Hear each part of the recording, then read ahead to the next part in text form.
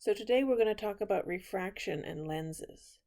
So first of all, let's start by defining what is the index of refraction. The index of refraction is the ratio of the speed of light in a material, v, to the speed of light in air. So light always slows down when it travels in anything other than a vacuum.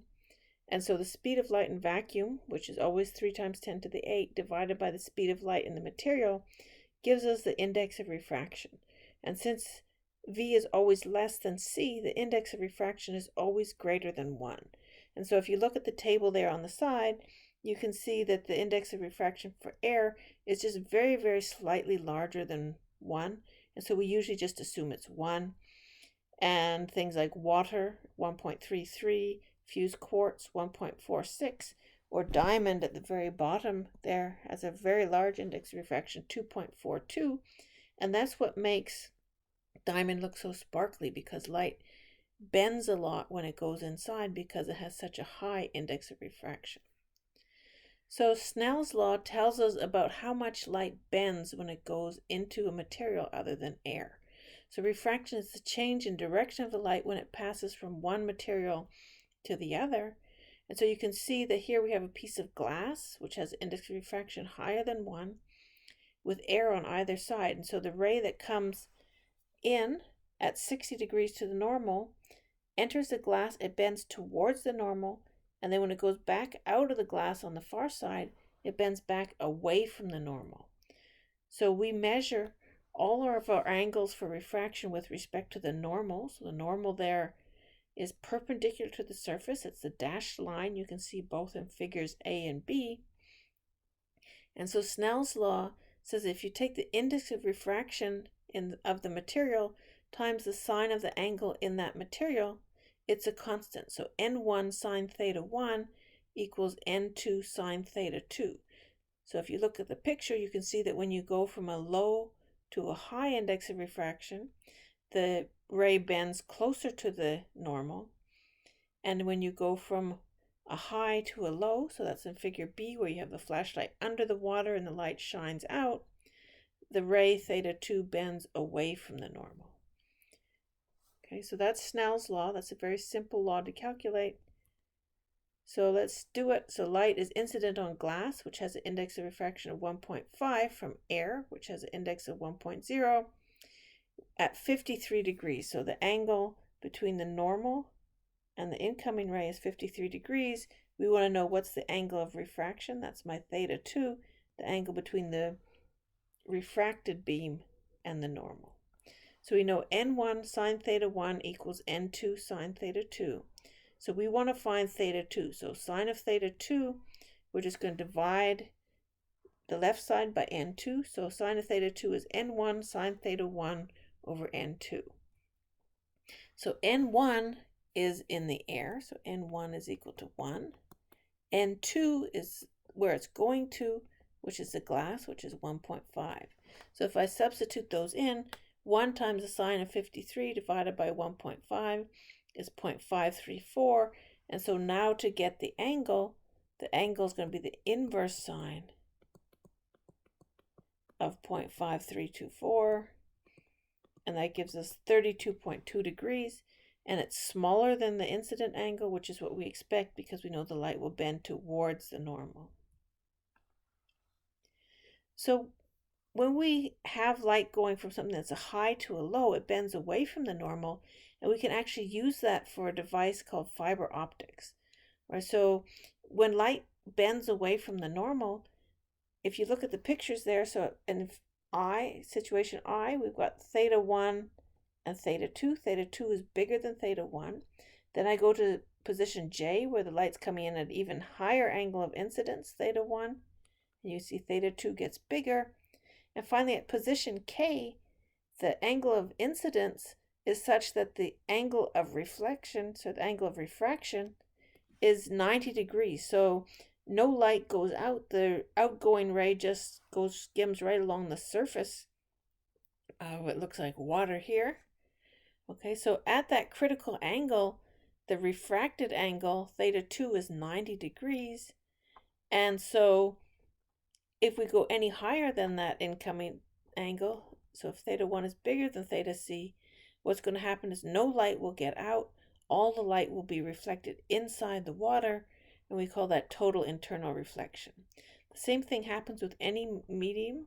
So if you have some piece of glass fiber, and you put light along it, if the light is bouncing at a shallow enough angle to the surface of the glass, all the light will be reflected internally. And so that's what happens when you have a fiber optic that we use for communication. We use light beams that go along and they just bounce off the various sides of the glass. So even though the glass is clear, none of the light escapes that piece of glass because it's being reflected instead of being refracted, because the angle of incidence is greater than the critical angle. So to find the critical angle, what we do is we set the theta 2 equal to 90 degrees and solve for theta c. So theta c is n2 sine 90 over n1, and the sine of 90, that's just equal to 1. So the critical angle is just the angle, so it's just the index of refraction for the material it's going to, which is often air, divided by the index of refraction where it's coming from, which could be glass or water. So here's an example of a picture taken from underneath the water, and you see how there's sort of a circle of light where you can see up through to the sky above, but beyond that it's all black. Why is it all black? Well, because the light is being totally internally reflected. So the diver below the water, what he's seeing is light that's bouncing off the bottom of the water, and the bottom of the ocean is very dark because no light gets to it. So that's why often in a picture like this or in a nature video online, you'll see this sort of clear circle where you can see out, and then around it is black. It's because there's total internal reflection. All right, so now let's talk about what we use refraction for, and that is for lenses. So any of us who are nearsighted or farsighted and wear glasses, we're using refraction to bend light to help our eyes work better. And we'll learn about how you calculate the prescription for that in a few chapters. So what do we mean by a thin lens? What we mean is that the lens itself is thin compared to its radius of curvature. So if I look at any of these lenses, so if I look at, let's say, this first lens here, if I extend this out to a full circle, oops, I exaggerated that a bit, you can see that the width of the lens itself is small compared to the distance to the center of that circle. So that's what we mean by thin. So there's two kinds of lenses, just like we had a concave and a convex mirror. There's two kinds of lenses which we call either converging and diverging, or convex and concave. So converging lenses, if you look at them, they're thicker at the center of the lens than they are at the edge. So they're thicker at the middle part than they are at the corners. A diverging or a concave lens is thicker at the edge than it is at the middle. So if you look at any of these lenses here, they're thicker at the edges than at the middle. If any of you are nearsighted and you're wearing glasses, look at your glasses. You'll see they're usually shaped like one of these two guys here, usually the concave meniscus, because you need a diverging lens to correct for nearsightedness. All right, so let's talk about how we draw pictures and figure out where the images are. So for a converging lens, if we put a bunch of rays, parallel rays, shining into that converging lens, as you would expect from the name, those light rays will converge on the far side of the lens, again because the lens is transparent. Now the light will go right through it, and so the focal point, the point at which those 5 rays there in that picture meet, we call F, and the focal length is the distance from the center line of that lens to where the focal point is. So this is a real focal point because the light rays are really going through it. A diverging lens, as you'd expect from the name, makes the light rays spread apart or diverge. And so if we had our eye over on the right side here of this lens, our brain would say, hey, light rays will all spread out from a common point. So our brain will extrapolate those light rays back along those dashed lines to a focal point on the same side of the lens that the light came from. So this is a virtual focal point. Those dashed lines don't really pass through it. The light really goes through on the other side. It doesn't come back and hit that point F. And again, our focal length is measured from the center of that diverging lens back to where the point F is. So this is a virtual focal point. So as you'd expect from what we did for mirrors, we're going to use a negative number for the focal length. We sometimes refer to the power of a lens. The power of a lens is just the inverse of its focal length, where we need to put the focal length in meters. Okay, so the focal length, if the focal length was 2 meters, then the power would be 0.5, and the units for that is called diopters. With a capital D, 1 diopter is 1 per meter. So for a converging lens, F is positive, and so the power will be positive. And for a diverging lens, F is negative because of the virtual focal length, and so P will also be negative.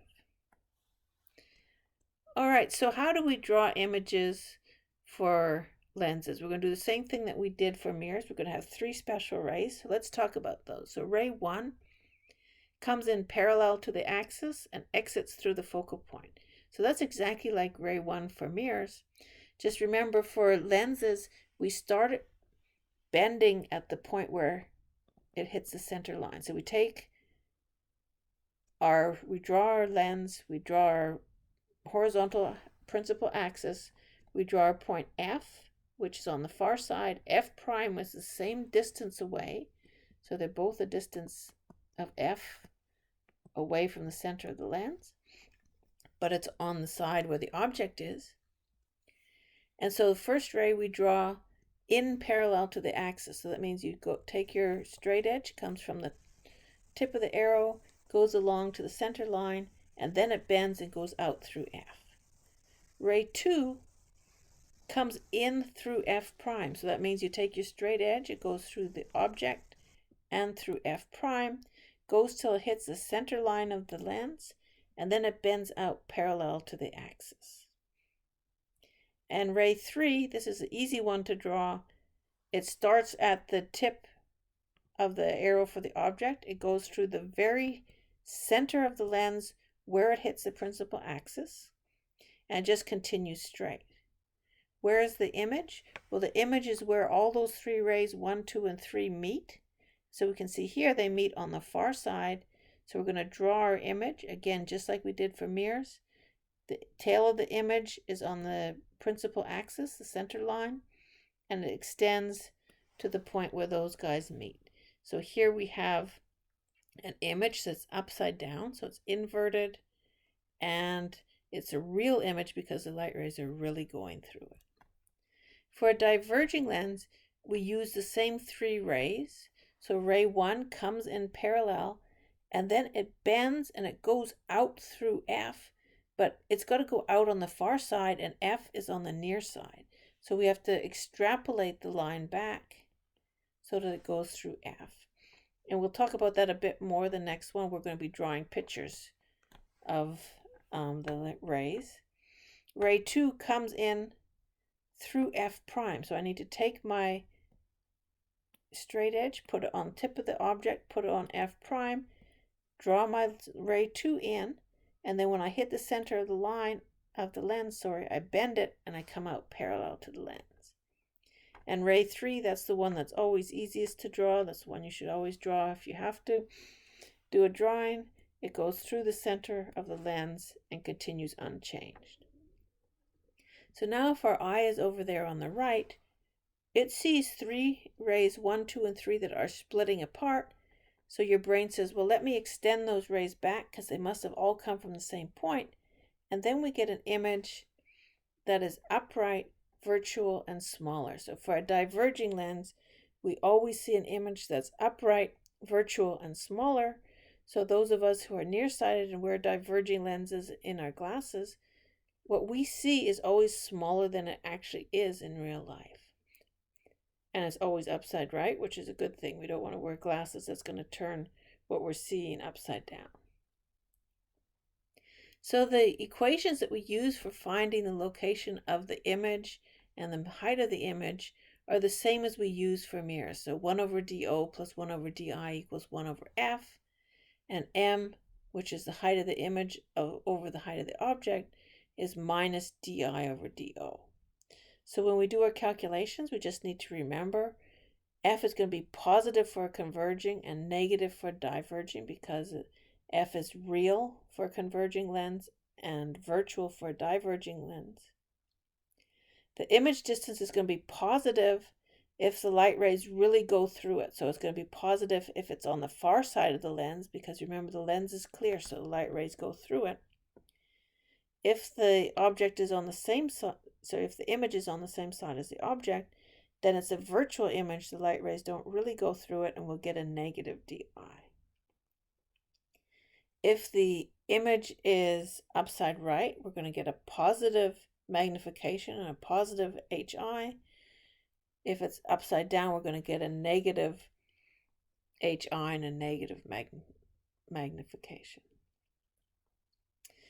All right, so let's just do a couple of quick examples. So if I have an object that's a distance 2f away from a converging lens, where is the image, and describe it. So I'm just going to draw a couple of quick sketches. So converging lens, so it's thicker in the middle than the outside. Let me draw my center line.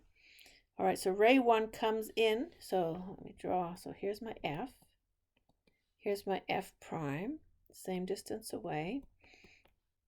And my object is 2f away. So F is the distance from the dashed line to F prime. And so my object's going to be twice as far away. So there's my object. All right, so first ray comes in parallel to the axis. So I'm going to draw a straight line, at least as straight as I can by hand here. Go across the screen, parallel to the axis, and then it's going to bend, and it's going to come out through F. So there's my ray 1. Ray 2, let me change to black. Ray 2 comes in through F prime. So I'm going to draw a straight line that goes through the tip of my object arrow and F prime. And it's going to go straight. See, I missed a bit there. And then it's going to bend, and it's going to go out parallel to the axis. Okay, so there's my ray 2.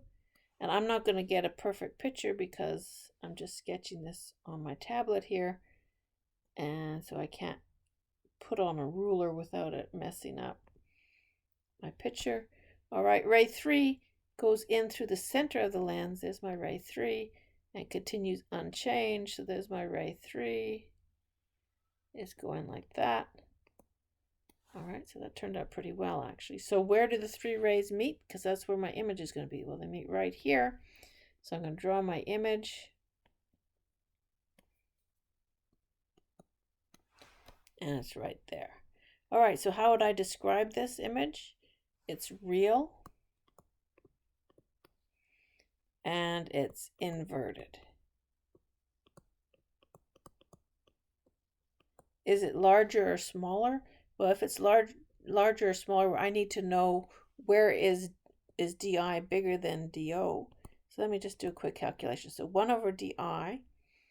So 1 over DO plus 1 over DI equals 1 over F. So 1 over DI is 1 over F minus 1 over DO. So that's 1 over F. DO is 2F. So 1 over DI is 1 over F minus 1 over 2F. So that's going to give me 2 over 2F minus 1 over 1F. So it's 2Fs. 1 over 2F. So DI is equal to 2F. So the magnification is minus DI over DO. So that's minus 2F over 2F, which is minus 1. Magnification minus 1 means it's the same height. And it sort of looks about that in the picture. It's not going to be exact because I didn't use a ruler to measure everything out perfectly. Okay, so DI was positive, which means it's real. Magnification was negative, which means it's inverted. And the magnification was 1, which means the image and the object are the same height as each other. So by drawing the picture, you can get that, and by calculating with numbers, you can also get that. All right, how about if we have a converging lens where the object is a distance f over 2 from it? Where is the image, and describe it? So let me again draw this. Here's my focal point f and f prime. And now my object is half the distance. So there's my object there. All right, ray 1. Let me switch back to my red. Ray 1 comes in parallel, bends and goes out through F. Okay, went a bit wonky there. All right. Ray 2 will be in black. Ray 2 comes in through F prime. F prime is over on the same side as the object and exits parallel to the axis. So that means I have to put my straight edge on the tip of the object and on F prime. I'm going to draw my ray. Draw my ray. It's going to extend till it hits the center of my lens. You can see I didn't draw my lens tall enough. And then once it hits that, then it's going to bend. And it's going to go out parallel to the center axis. So there's my ray 2. Ray 3. Ray 3 goes in through the center of the lens and continues unchanged. So from tip of the object to the center of the lens at the line. So there's my ray 3. So if my eyeball is over on the right side, looking at rays 1, 2, and 3, what it sees is that those guys are spreading apart instead of bending together. So what it does is it extrapolates those rays back. So it takes ray 1 and it extends it back. It takes ray 2 and extends that one back. And ray 3, which is the blue one, also comes back, and you can see they all meet about here. And so I'm going to get that my image is there. So if I'm going to describe my image, what am I going to say? It's upright. It's virtual because the light rays didn't really go through it. I had to extend imaginary lines backwards. And it looks like it's larger.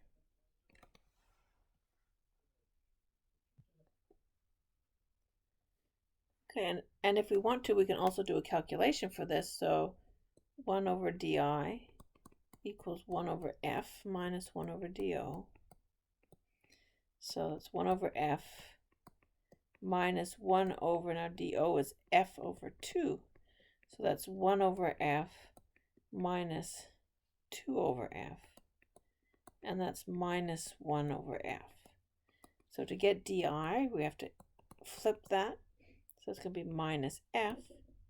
All right, so di is minus f. So that means that when we drew it, it should have been at the point f prime. And it looks like it pretty much was. So that was a pretty good drawing for just sketching that freehand. The minus means that it's virtual.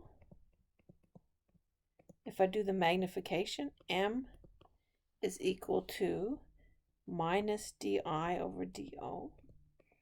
So that's going to be minus negative f over f over 2. So I'm going to get plus 2. So the plus means it's upside right. The 2 means it's 2 times as tall as the object. And so again, if we look at our picture, you can see that we said from the picture that should be virtual, and we got that from the calculation. We said that should be upside right, and it should be larger. All right, so you can do it with the pictures, and you can do it with the calculations. Make sure you're able to draw sketches, because on a test I'll ask you to draw principal rays, at least 2 of them, to locate an image for a certain object location. All right, so the problem I want you to do is just a simple problem involving Snell's law and the critical angle. So we've got in part A, light going from air, which has index of refraction of 1, into plastic, which has an index of 1.7. And we want to figure out if the angle of incidence is 72 degrees, what's the angle of refraction? And then in part B, reverse it. So we've got light coming out from the plastic into the air with the angle of incidence of 27 degrees, what's the angle of refraction? And then finally in part C, calculate what's the critical angle. So what's the biggest angle that you could have that light being incident from the plastic into air before you'd get total internal reflection. Again, make sure, since you're doing sines, make sure you have your calculator in degrees and not radians.